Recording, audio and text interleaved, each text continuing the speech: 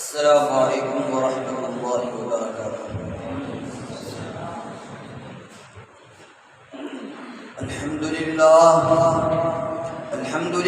الذي فضل بني آدم بالعلم والعمل على جميع العالم، والصلاة والسلام على محمد سيد العرب والعجم، وعلى آله وأصحابه ينابيع العلوم والحكم، أما بعد فأعوذ بالله من الشيطان الرجيم، بسم الله الرحمن الرحيم. قل إن كنتم تحبون الله فاتبعوني يحببكم الله ويغفر لكم ذنوبكم. وقال النبي صلى الله عليه وسلم: لا يؤمن أحدكم حتى أكون أحب إليه من والده وولده والناس أجمعين، أو كما قال عليه الصلاة والسلام.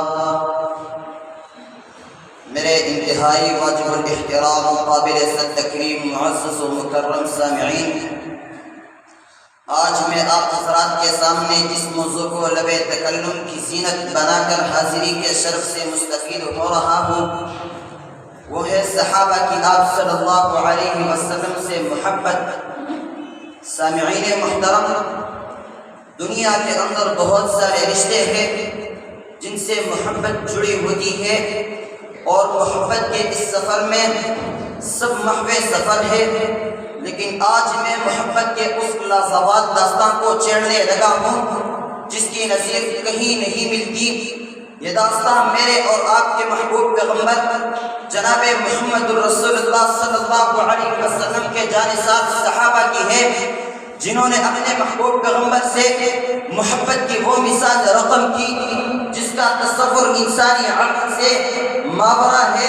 یہ محبت کی وہ داستان ہے جہاں میرے نبی کے جانثار لسان نبوت سے کسی حکم کے صادر ہونے کے منتظر رہتے ہیں.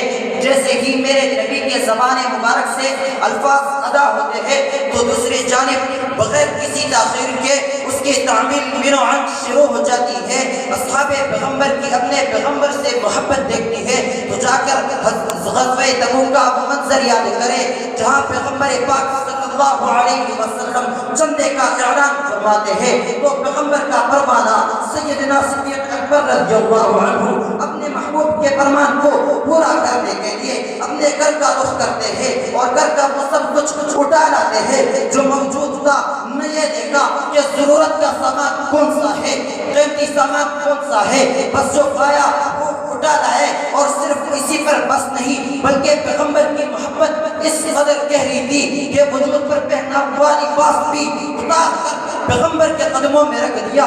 ہجرت کی وہ رات یاد کرے جہاں اپنے نبی کے حکم پر لبیک کہتے ہوئے تمام خطرات کو نظر انداز کر کے اپنے پیغمبر سے قدم پر قدم مل کر چلے. صحابہ کی پیغمبر سے محبت دیکھنی ہے تو جا کر حضرت بلال سے پوچھے. جب کفار تپتی ہوئی ریت پر لٹا کر کہا کرتے تھے کہ محمد کو چھوڑ دے، مگر پیغمبر کا یہ پروانہ تڑپ کر جواب دیتا ہے کہ جس ہستی نے ایک معبود کا پتہ بتایا ہو اس ہستی کو کیسے چھوڑا جا سکتا ہے. ہر ظلم برداشت ہے، ہر تکلیف برداشت ہے، مگر پیغمبر کا دامن چھوڑنا ہر کس برداشت نہیں ہے. عزیزان ملت، پیغمبر کی محبت کا درس جا کر حضرت عمر سے پوچھے جسے میرے نبی نے فرمایا تھا کہ اے عمر، اس وقت تک ایمان کامل نہیں ہو سکتا جب تک میری محبت تمام محبتوں پر غالب نہ ہو جائے. تو عمر نے جواب دیا تھا کہ اے میرے محبوب، آپ ہر رشتے سے زیادہ محبوب ہیں، حتیٰ کہ اب اپنی جان سے بھی زیادہ محبت آپ سے ہے. پیغمبر کی محبت کا درس حضرت زید بن علی نے امت کو سمجھایا. جب پانسی کا پردہ آنکھوں کے سامنے ہے اور کفار پانسی سے بچنے کے لیے یہ شرط لگاتے ہیں کہ تم ایک بار صرف اتنا کہہ دو کہ میری جگہ محمد کو تخت دار پر پانسی دے دو، تو پیغمبر کا ایک پروانہ تڑپ کر وفا کے یہ جواب دیتا ہے کہ تم پیغمبر کو اپنی جگہ پانسی لگنے کا کہہ رہے ہو. تو یہ بھی گوارا نہیں کہ میرے نبی کے پاؤں میں کانٹا چبھے اور میں گھر میں آرام سے بیٹھا ہوں۔ ذرا آگے چلیے، حضرت ابو جندل رضی اللہ عنہ اپنے باپ کے قید میں ہے، اچھلتے کودتے نبی کے خدمت میں حاضر ہوتے ہیں، دوبارہ لٹا لیے جاتے ہیں، بیڑیوں میں بندھے ہوئے مصائب اور تکالیف کے پہاڑ توڑے جا رہے ہیں، مگر پیغمبر کا دامن ہرگز نہیں چھوڑا۔ نبی کی محبت کا رنگ حضرت عبداللہ ابن عمر پر دیکھے کہ محبت کے تقاضے پر چلتے ہوئے سواری وہاں روکی جہاں نبی نے روکی تھی، قضاء حاجت کے لیے وہاں بیٹھے جہاں نبی بیٹھا تھا، سفر اس راستے سے کیا جہاں سے محبوب کا گزر ہوا۔ میں کس صحابی کا نام لوں؟ ہر صحابی نے محبت رسول کا وہ سبق دیا ہے امت کو کہ اگر قیامت تک پوری انسانیت مل کر اس کا مثل بھی پیش کرنا چاہے تو نہیں کر سکتے۔ وما علینا الا البلاغ۔